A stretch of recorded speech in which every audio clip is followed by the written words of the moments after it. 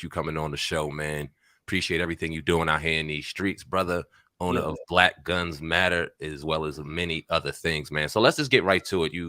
We started off, you said that you was just caught up in all this Kanye shit, man. And what's your thoughts on everything that we're seeing? We seen him with the White Lives Matter shirt with Candace Owens, and then we heard him speaking on the documentary that Candace Owens just recently released, and then obviously the interview yesterday heard around the world. So what's your thoughts on it?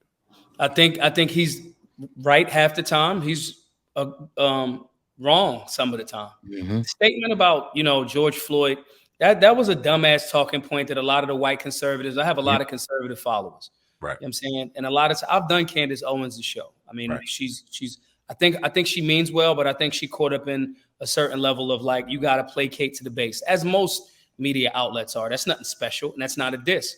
I think that instead of being, Darren Seals told us that BLM was a sham before he was murdered, and if folks don't know who Darren Seals is or was and how he got killed and how that Ferguson movement turned into the Black Lives Matter, and it was co-opted. He told us about that however many years ago before his death. Strong Black men have been saying that. So like talking about BLM at this point, and you're just placating to a base that wants a talking point, and that's just it. It's not new. It's like saying slavery is bad now is nothing. Saying slavery and fighting against it as an abolitionist in America or whatever part of the globe that slavery was happening in during the time when it was happening, then it's that now you being brave. So I think that he got talking points from her. I don't think he has. I think he's smart, but I don't think it's like Trump. I don't think they got the right advisors around, and that doesn't mean that they got to have a bunch of yes men around or only tell them to say safe things. It's the articulation of it. And I think that, he's talking to some of those points that we already knew. Black Lives Matter as a movement is obviously the movement, but the incorporation has not been on top of what they on. And don't get me wrong. I'm not saying if they bought mansions, I don't care. I care, did you do something with the community? Like, did you turn, stuff like that? So in regards to, Kanye, I think that he's right a lot of the times in regards to what he said about the Jewish community, that nobody should take that as a slight. Nobody, no Jewish person should be calling that anti-Semitic. The Jewish community has got on their game and they get money, which is smart. That is capitalism. You don't have to take a deal with, you don't have to not take a deal with Jewish people. You don't have to take a deal with Jewish people. Don't get mad. It's like when people be arguing about gentrification. It's like, well, you had that empty lot in your community for 30 years. You spent 30 grand at the strip club. Don't talk to me about because a developer came in and did what they supposed to do. You know what I'm saying? Everybody want to talk about what the devil doing, but it's God doing what God's supposed to do. You know what I mean? And so I think he's right on some of those talking points. I think that they're going to play the victim like they are. $140 million. He's critical of, JP Morgan, and they close his account. That's goofy. And they're proving his point. So, but I think for our people, and when I say our people, I mean people in the struggle. I live in a Black community. If I lived in a struggling white community, I would be talking more directly to white people in that community. I think that our people need to recognize that I think it's important that he's showcasing the contradiction that happens a lot.